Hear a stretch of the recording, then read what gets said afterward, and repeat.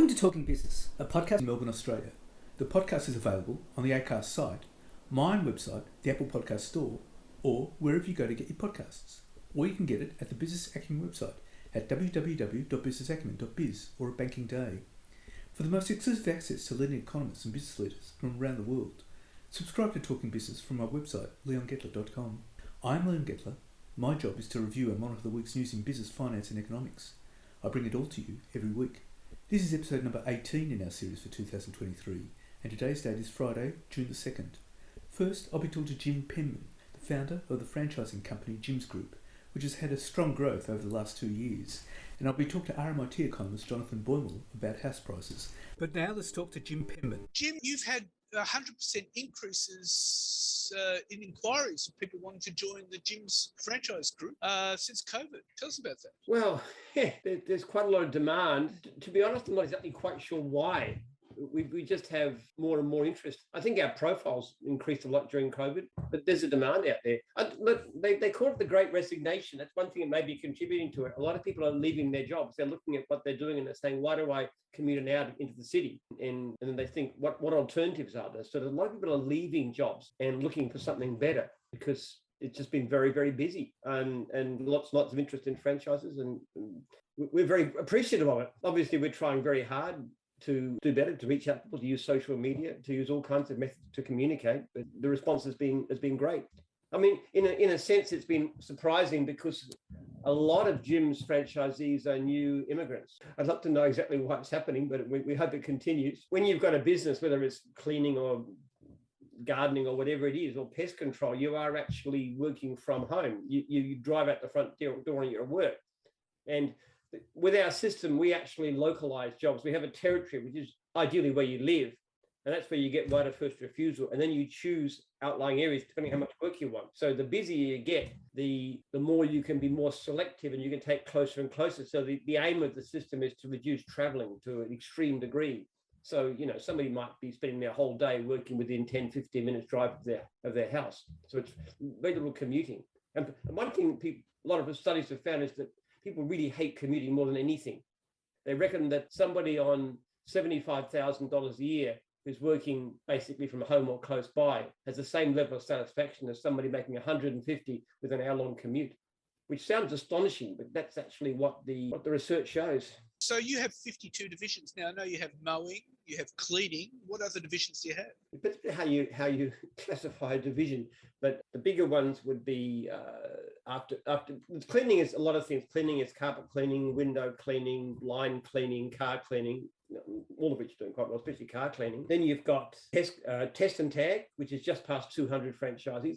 That's a useful one. That's just testing electrical requirements and so forth. Dog wash is really, really doing well. That's booming like mad. That'll have 200 surely early next year. Pool care, been very successful. Fencing, jiffers, we could do with more fences. We just cannot find enough fences, even though it's a great income. We just can't find them. Handyman, pest control, security doors, IT, bookkeeping. I could just keep on going. I don't know if I could remember them all at one go. I can look them up, but there's quite a few. And we're starting new ones. We're just starting to launch driving school. We just had some really good response so far. Melbourne Mechanic is going quite well. It's just a new one, but it's going pretty well. They're getting plenty of work. So lots of divisions around. How do people make the transition to becoming their own boss? Well, it's not that difficult in Australia because Australians, like New Zealanders too, we're a fairly egalitarian type of people. So like if you were in Texas and you said you're leaving some corporate desk job to go and start a lawn mowing business, people would say, oh, come on, you're going to work with your hands? Well, that's Mexicans and blacks. That's for the lesser breeds type of thing. I mean, they really have that kind of attitude. But in Australia, if you're a manager and you go out and you want to run your own business, oh, isn't that great? I've always thought of being self-employed. So this idea of independence is very Australian. And it actually, you'd be surprised who does it. We've got a lot of people with those kinds of, with very, very good backgrounds, like corporate backgrounds and so forth. Well, I had lunch yesterday with one of my franchisees who was one of the managers of McDonald's and loves McDonald's. He's a real fan of the company. He says he turned over just about under $1 million last year, and he's like third year in the business. So he says it's just no comparison financially. But by the way, he doesn't even actually mow lawns anymore. He's got teams on the ground, and he's just bought a regional franchise. So the opportunities are quite extraordinary, and we find that people with that kind of background tend to do very, very well. So if someone can actually set up or enter into a gym franchise, whether that's say mowing or fencing or whatever, but they can actually employ others to work in that. Is that right? Yes, yeah. Well, we encourage it actually. I would think most of our people have workers at least at some certain times. Some of them have very big businesses. Our top ones are turning over in the millions. The system is kind of designed to make it attractive because most of our fees are a fixed fee, and we charge a small fee for every lead provided. But it doesn't matter how many workers you have. It doesn't matter what your turnover is. That we don't count. We don't even know. I mean, unless they tell us, of course. So if you're actually very successful and you can take on workers, you can actually be turning over a vast sum of money, and your fees could be, $800 a month.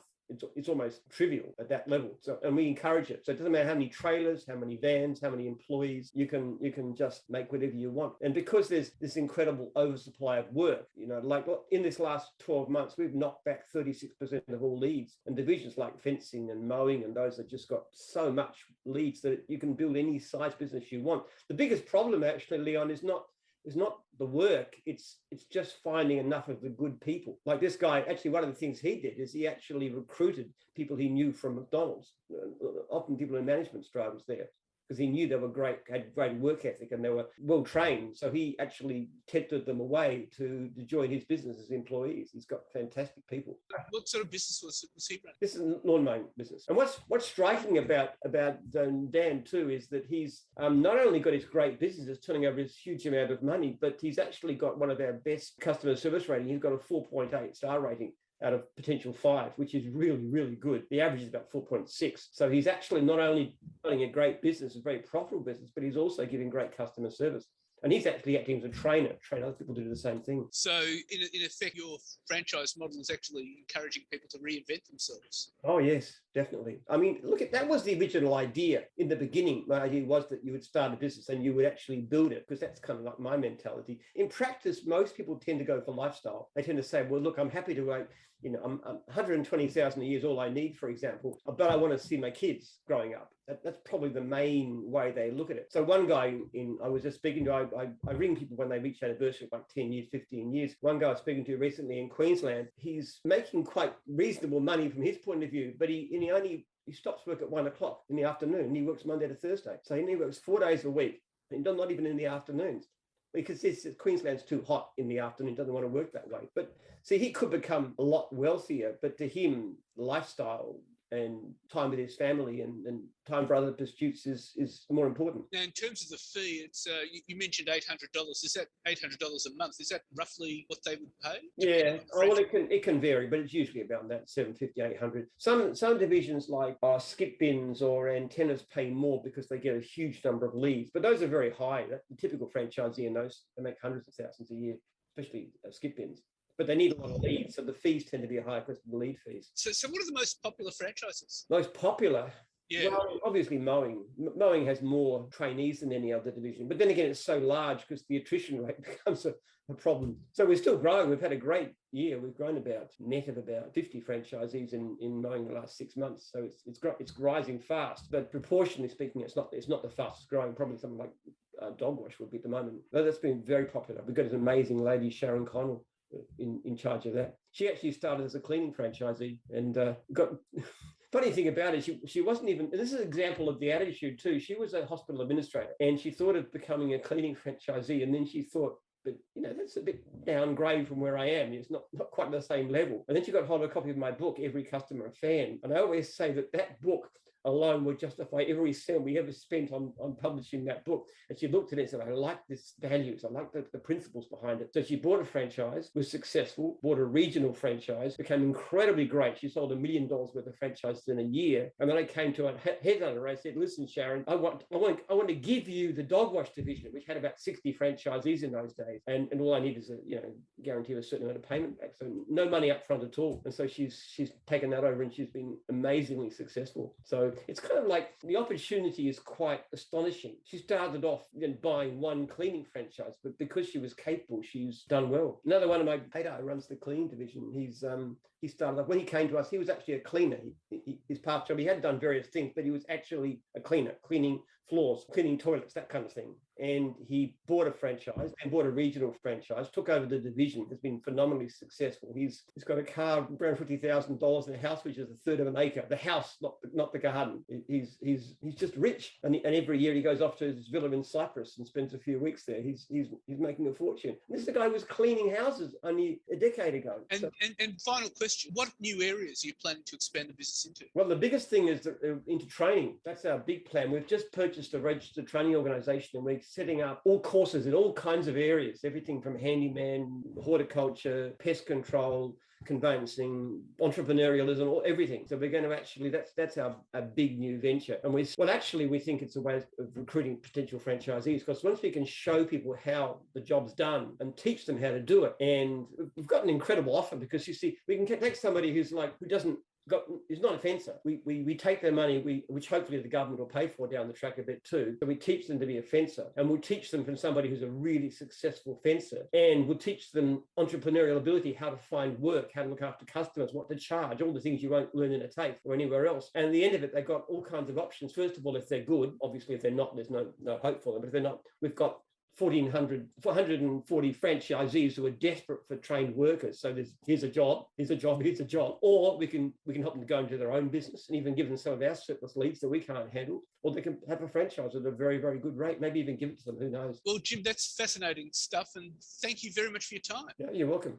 And now let's talk to RMIT economist Jonathan Boymel. Well, Jonathan, what's your view about property prices? The RBA was basically saying that immigration is going to raise property prices. What's your view about it? Yeah, well, I think the Australian housing market is starting to defy earlier expectations. Despite 11 interest rate increases from the RBA, property prices, in fact, in about a third of suburbs across Australia have not only stopped falling, but they're on the rise. We've seen a 9% drop in house prices peak to trough. Certainly less than what people were expecting. And as you said, now things seem to be changing. It does look like the property markets have bottomed out, and we're moving into another phase of the property cycle. We are seeing some strength in the housing market. We know housing prices are driven by many factors. Immigration, as you suggest, so not just interest rates. So consumer confidence, we know, is important, and fundamentals of supply and demand. Demand for housing is booming at the moment, driven by the surge in migration. And certainly you take a look at migration levels last year, right, compared to 2021, a massive jump. And it's estimated that in the next couple of years, we're going to have to find housing for an extra half million people. So yeah, some of those fundamentals are really going to continue to drive the property market. This is felt not only across the cities, but also in regional Australia, isn't it? Yeah, that's correct. Look, we are dealing with a fragmented property market. So there are obviously sort of regional and local factors that are driving sub-markets, but we are seeing consistent impacts of fundamentals across regions. So for example, decline in household size, we've seen that since the beginning of 2020. So there's an increase in demand for housing. Low rental vacancy rates is something that we're seeing across the board, particularly impacting capital city rental vacancy rates. But I was speaking to a colleague earlier today about the housing market in Rockhampton, and again, very, very tight, right? Very tight in Rockhampton in terms of vacancies. Low property listings across the board in Australia, again, which will contribute to a rise in property prices, and auction clearance rates across the board have improved from their lows. So absolutely, it's not just the capital cities. It's quite striking because last year there was lots of talk of property prices crashing. That's right. That's right. So again, it has really defied expectations. A peak to trough of 9%. Probably, that's bottomed out. So it's unlikely that we are going to see those sort of price falls that people were predicting, 12 months ago. We know that rising household debt servicing payments is an issue. These payments have already reached their highest levels in over a decade. We may see further rate hikes, but to be honest, we've really passed over that fixed rate mortgage cliff, right? Most people are now on variable rates. So I don't think we're going to see a massive hit in terms of, a very, very large number of households now jumping over that proverbial cliff, as is a feature in Australia. Most people are now on variable rates. And I don't think that shift is going to make a massive difference in the next few months. It'll have an impact, but not enough to sort of meet those expectations that we were talking about 12 months ago. This is interesting because the rise in property prices, and I'm assuming also construction costs and everything like that, that's going to drive up inflation. Oh, look, absolutely. Something that we haven't talked about, obviously, is the wage increases. So, public sector wage increases, we're likely to see they're in the pipeline. Other decisions on wages. We know, as you correctly pointed out, that costs of construction are going up. Right, we've got timber now flowing into China, so that'll push prices of timber up. So absolutely, this is likely to have an impact on inflation in Australia. So we've got persistently high inflation, although coming off the boil perhaps from what we saw in December. Labour markets are still very tight. So that's obviously given the RBA room to raise the cash rate over the last few months, right, in order to meet credibility around their 2 to 3% inflation target. But inflation remains well elevated above that 2 to 3% range, that target range. We're seeing strong inflation in the services sector, and again, wages are a real concern. But again, it's not just interest rates that are going to be influencing those housing prices. There are some other sort of fundamental factors on the demand side which will impact as well. But the reality is, with inflation at 7%, the only way the RBA can actually get it down to 2-3% is persistently raising interest rates. I mean, that's just the reality of all central banks. Yeah, sure. Look, I think the RBA will be looking for the full impact of previous rate rises to show themselves. But yeah, it's possibility of further rate rises down the track. There is a potential for further tightening. But again, what's surprising is the housing market is showing resilience. Even in this environment. But even when people are paying more than what they'd originally gone into, you don't expect too many defaults. Well, no. I mean, what the RBA is talking about is the very high proportion of households that have a buffer, that have a savings buffer. We are expecting to see probably some loosening of monetary policy, right, within 12 months. So the question is there an adequate buffer for people to maintain mortgage payments, without having to cut consumption?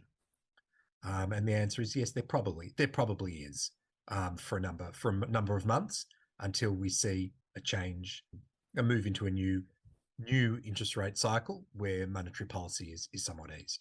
Although the budget was talking about inflation coming down in 2025, so in 2 years from now.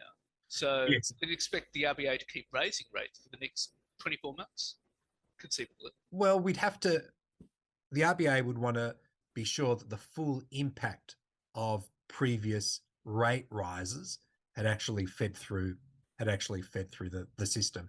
If we see savings rates falling as people are eating into their savings, that will have an impact on future consumption. So the RBA wants to make sure that they've got the timing right? Because we know that monetary policy works with lags. So they don't want to drive interest rates up too high now and then see cash-strapped households cutting back on consumption in 12 months when actually the RBA, or 24 months, when the RBA may actually be wanting to loosen monetary policy. But and because of that lag, we just don't know how long what impact it's going to have long term. No. But we do know that there's a buffer. We do know that households are eating into that buffer, but that's likely to have an impact on consumption in the future, because people do tend to smooth out, right, their consumption over time. So if they are trying to maintain their consumption now, but they're eating into their savings buffer, it may be the case that we'll see a drop off in consumption in the next 12 months. Oh, that's regardless of the what you call the wealth effect with rising property prices. Correct. It would be interesting to see what's happening to real wealth given inflation. But yeah, there's obviously the risk of an adverse impact on consumption expenditure and falling house prices. But I think we've moved beyond that. I would say that we're in a stabilization phase. If you had to sum it up Australia wide, a third of suburbs, according to CoreLogic's data, have shown increase in housing prices in the last couple of months. But Australia wide, I think we are moving into that sort of stabilization phase. So we may not be seeing any significant real wealth effects impacting consumption, impacting spending. And that's right across not only cities, but across regional Australia as well. That's right. That's correct. Even as far as places like Rockhampton. Yeah, that's right. Yeah. It's not easy if you're thinking about moving interstate. Getting a new gig in Rockhampton and having to find accommodation. Right. It's tough there as well. Well, Jonathan, thank you very much for your time. Leon, always a pleasure. So what's happening in the news? Well, the world's most valuable chip maker, Nvidia, has unveiled more AI products. Nvidia Corp Chief Executive Officer Jensen Huang has unveiled a new batch of products and services tied to artificial intelligence, looking to capitalise on a frenzy that has made his company the world's most valuable chip maker. He hailed a new era of computer in which everyone is a programmer, as the world's most valuable semiconductor group unveiled a new supercomputer platform to stay at the forefront of the artificial intelligence revolution. The wide-ranging lineup includes a new robotics design, gaming capabilities, advertising services, and a networking technology. Perhaps most central to his ambitions, Huang took the wraps off an AI supercomputer platform called DGX GH200 that will help tech companies create successors to ChatGPT. Microsoft Corp, Meta Platforms Inc., and Alphabet Inc.'s Google are expected to be among the first users. The flurry of announcements underscores Nvidia's shift from a maker of computer graphics chips to a company at the centre of the AI boom. Last week, Huang gave a stunning sales forecast for the current quarter, almost $4 billion above analyst estimates, fueled by demand for data centre chips that handle AI tasks. In the presentation on Monday, Huang argued the traditional architecture of the tech industry is no longer improving fast enough to keep up with complex computing tasks. To realise the full potential of AI, customers are increasingly turning to accelerated computing and graphics processing units, or GPUs, like those made by Nvidia. An economist, Ross Garnaut, says rising unemployment is a bigger concern than a recession, and he's called for the Reserve Bank to pause its run of 11 interest rate rises in the past year. He also accused the RBA of making one very big mistake that hurt Australians when it held interest rates higher than other developed countries between 2013 and 2019. Garnaut told the University of Melbourne panel that the central bank created unnecessarily high unemployment and weak wages growth last decade by keeping the official rate higher than in similar countries, and he urged it to work more closely with the federal government, including conducting joint research. He said Australia's historically high rates of immigration made it hard to have recessions, but the RBA should wait to assess how lifting rates to an 11-year high had affected the economy. The Reserve Bank is under fire for promising in 2020 not to lift rates for 3 years and then raising them at the fastest pace in recent history. A recent review recommended 51 changes to the Reserve Bank, including post-meeting press conferences by its governor, fewer meetings, and an increased focus on economic research. And the strength of the Qantas brand has been dented by high airfares, negative publicity, and performance issues, according to new analysis of the world's top airlines. The Brand Finance report examined the economic credentials and marketing power of major airlines, along with consumer sentiment and media coverage. Japan's All Nippon Airways was rated the world's strongest brand, followed by Korean Air, with Singapore Airlines 5th and Japan Airlines 6th. Qantas slipped out of the top 5 for the first time since 2018, coming in at number 7. Brand Finance Australia Managing Director Mark Crowe said a checklist of factors was taken into account under the headings of investment in the brand, the equity, the brand held and brand performance. Qantas scored a total of 78.1, down from 82.4 last year and a high of 86.6 in 2019. Qantas has seen a drop in ratings for value for money and innovation, and then under brand equity, they've had a fall in recommendation and reputation. Finally, under performance, they've also experienced a drop in loyalty, which is perhaps not surprising given there's been a lot of negative publicity around Qantas and customer service. Brand was considered particularly valuable in the airline industry, accounting for everything from 18 to 25% of overall enterprise value, Crowe said. And the Victorian Government has signed off on a preferred development plan for its $3.3 billion electricity transmission project. VNI West, a centrepiece of the state's push to shift the power grid away from coal and reach a 95% renewables target by 2013. After kicking off the regulatory process in 2019, the Australian Energy Market Operator has struck a deal for the transmission line that connects the Energy Connect line now being built in New South Wales with Victoria's Western Renewables Link. The development allows for up to 3,400 megawatts of extra renewable generation to be built across the solar-rich Murray River Renewable Energy Zone and the wind-power-driven Western Victoria Zone. The Andrews Government has approved a ministerial order backing AEMO's preferred option, which connects VNI West to the planned Western Renewables Link at a terminal station in Bulgana in Victoria's West. It then links to a terminal station near Kerrang in north-central Victoria before crossing the Murray River north of Kerrang.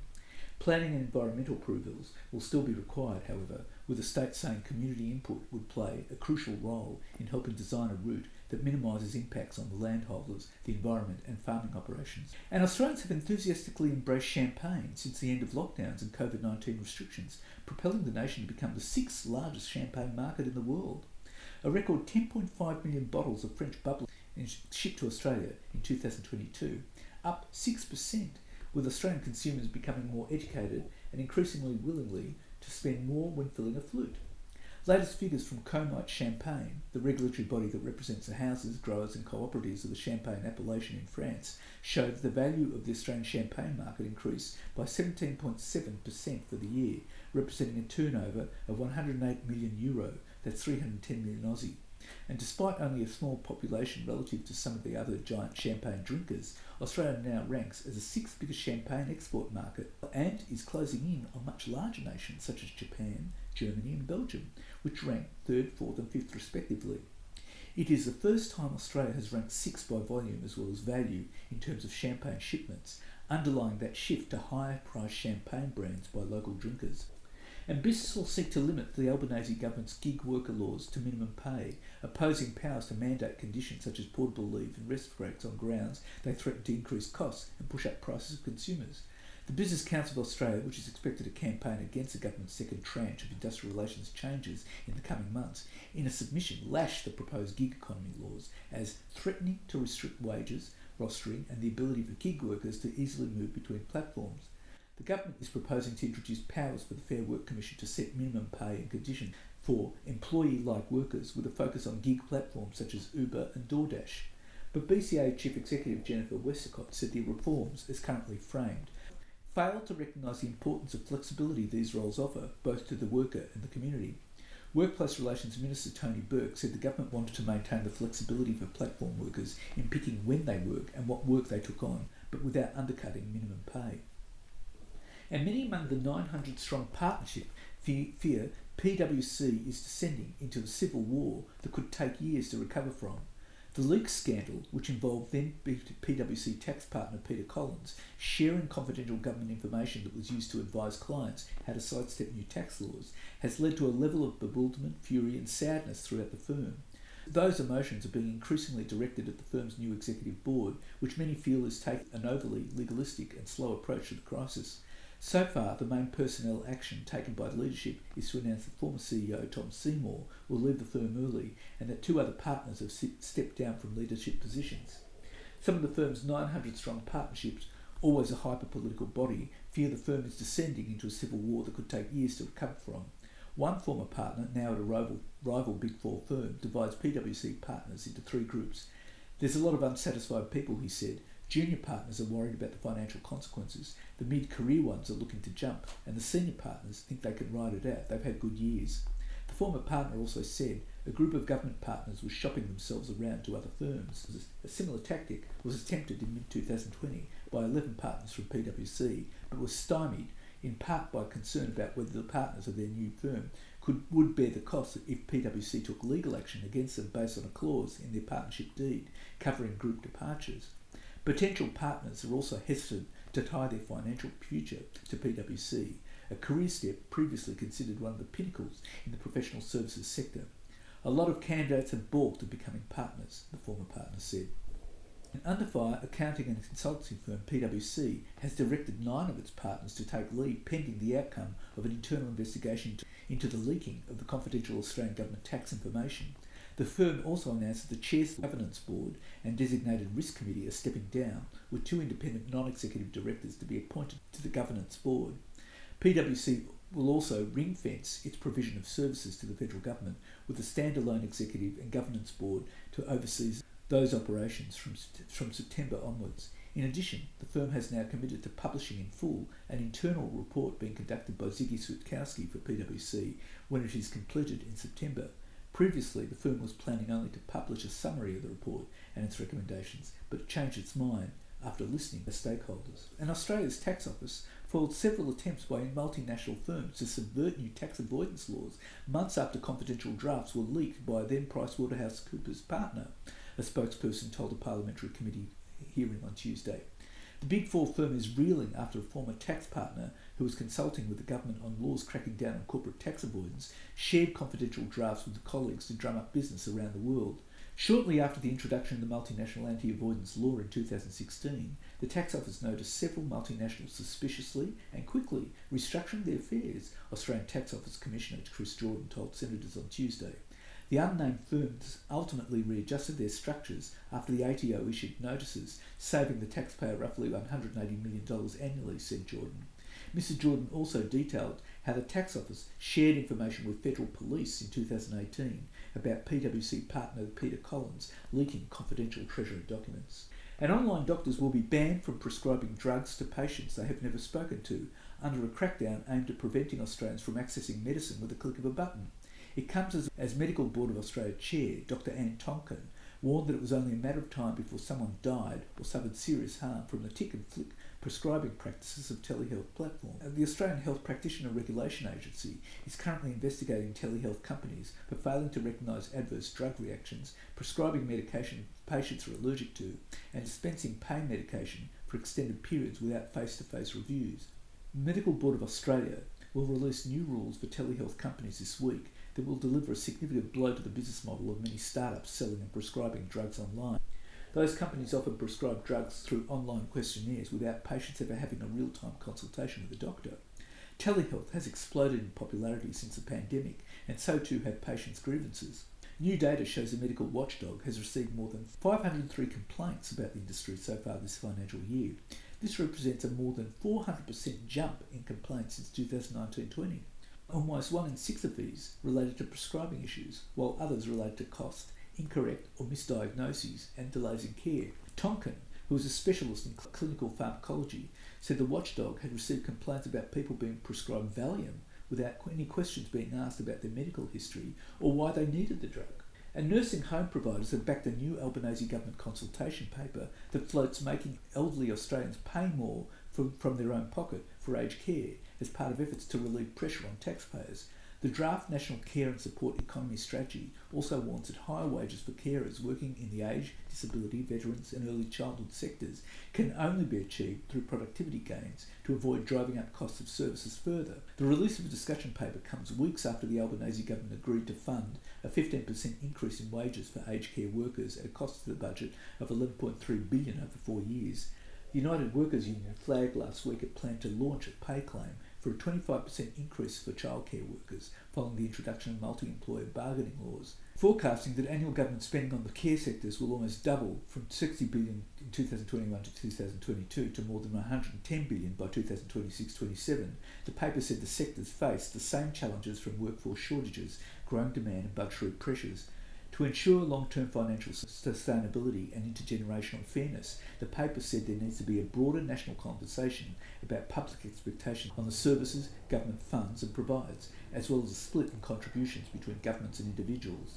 This includes whether governments should fund a universal minimum standard of care and support, but allow people to buy a higher level of care if they wanted to, or whether Australians are willing to wear higher taxes or a reduction in public services if they want governments to fund high level or care. And nearly 3/4 of renters have experienced rent hikes over the last year, in increases that have become larger and more common than before the pandemic. But as more households struggle to manage growing rental prices, separate forecasts suggest the worst is yet to come, and rental inflation could rise to 8% by early next year. Rental inflation reached 4.9% in March, according to the Australian Bureau of Statistics Consumer Price Index, and the Reserve Bank Governor, Philip Lowe, has warned rising rents added to the ongoing danger of high inflation. Financial services firm JP Morgan believes rental price growth could accelerate as the uptick in migration and smaller household sizes continues to put pressure on rental demand, while higher interest rates and slower construction mean that the increase in supply remains sluggish. The firm's modelling forecasts annual rental inflation will increase to 6%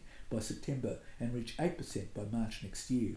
And Australia could have built an extra 1.3 million homes over the past 20 years, but costly zoning, planning, building and red tape imposed by local council is chiefly to blame for a huge housing undersupply, according to analysis by former Reserve Bank of Australia economist Tony Richards. In new research, Dr. Richards said building more medium-intensity homes may require taking powers off local councils to stop caving into NIMBY, not in my backyard agitators. Dr. Richards said the federal government's target for 1 million new homes over 5 years was not that ambitious, and a much bigger expansion was required to make up for past undersupply and future population growth. Home building has slowed significantly over the past 2 decades, largely due to prime residential real estate being restricted to single homes, developers facing long and expensive applications, and legal disputes with existing residents. The report, The Case for Medium Density Housing in Our Large Cities, calculates that housing supply has expanded at just 4.5% ahead of population growth over the 20 years to 2021, much slower than the 17% above the population increase in the previous 20 years. Maintaining the earlier pace would have increased the housing stock by 220,000 homes a year instead of the actual growth of 153,000 a year. The slower building of homes implies a 20-year shortfall of 383,107 homes in New South Wales, 352,292 in Queensland, 282,694 in Victoria, 160,397 in Western Australia, 102,321 in South Australia, 34,146 in Tasmania, 14,385 in Canberra, and 8,504 in the Northern Territory. And the ACTU wants the Albanese government's upcoming same job, same pay laws to target major companies such as CIMIC, Qube, BHP and Qantas for using labour hire-like structures to push down pay. The union peak body named the construction, stevedore, mining and airline giants in research released on Tuesday that found Australia's largest dozen labour hire providers now ranked in the country's top 30 largest commercial employers with combined revenues of about $20 billion. The research says labour hire extends to complex multi-tiered, opaque structures, and many large listed corporates such as BHP, Qantas, Qube and CIMIC have also established their own internal labour hire subsidiaries that suppress wages. And that's it for this week. And next week I'll be talking to Dr. Sylvia Pfeiffer, CEO and co-founder of Qube, Australia's leading video telehealth solution and a spin-out of CSIRO's Data 61. And I'll be talking to economist Nicholas Gruen, examining whether governments have actually created feel-good budgets. In the meantime, you can catch me on Facebook, Twitter, Instagram, LinkedIn and YouTube. And if you want, leave a comment. For the most exclusive access to leading economists and business leaders from around the world, subscribe to Talking Business on the Apple Podcast Store or on my website, leongettler.com. If you want to contact me, email me at leon@leongettler.com. I answer all emails. Wishing you all a safe and